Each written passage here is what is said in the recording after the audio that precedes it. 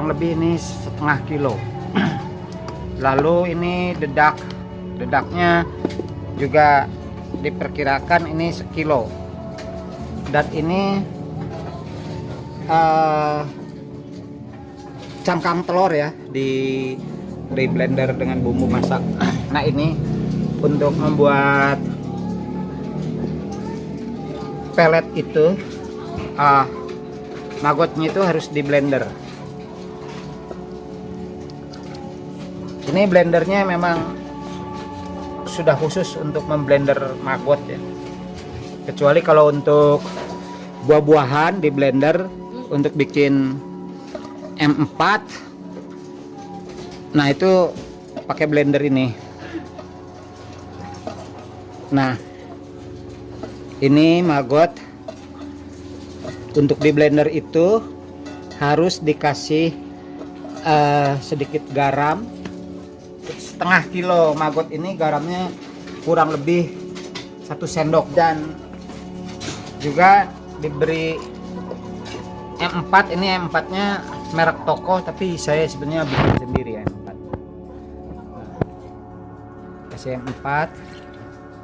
Kemudian kalau ada kunyit itu dikasih kunyit, dan dikasih garam ya.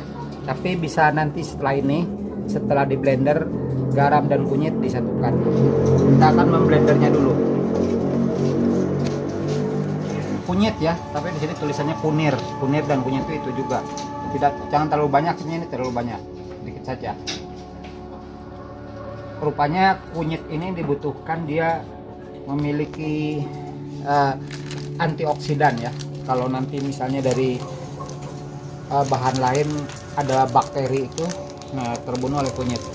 Lalu ini garam juga secukupnya, kurang lebih tadi saya katakan sesendok ya. Kenapa harus ditambah garam? Karena ternyata garam ini untuk pengawet ya.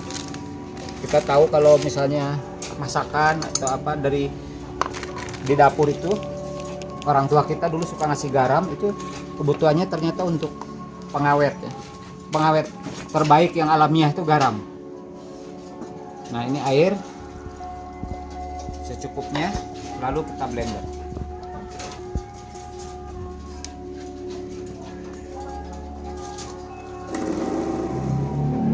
Selesai ya di blender. Ini komposisi ini kalau ditambah jagung dan yang lain-lain, maka sekitar 1 liter ini bisa untuk dedak 2 kilo ya. Lalu dicampur saja seperti begini. Tadi sudah dikasih apa namanya, kunir dan garam, campur dengan maggot. Lalu ini kurang lebih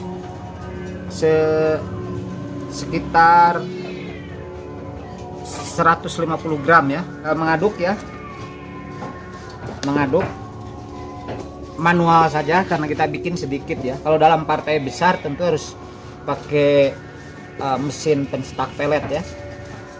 Bahannya sekali lagi terdiri dari kunyit, itu untuk melawan bakteri yang bisa saja terbawa dari maggot ya, meskipun maggot itu bukan vektor pembawa penyakit ya, tapi ada mikroba lain, bisa jadi dari dedak. Makanya ditambah kunyit. Garam itu untuk pengawet ya, apalagi kalau misalnya mau bikin peletnya itu banyak, nanti harus dijemur, bahkan dikukus dulu sebelum dijemur itu. Nah,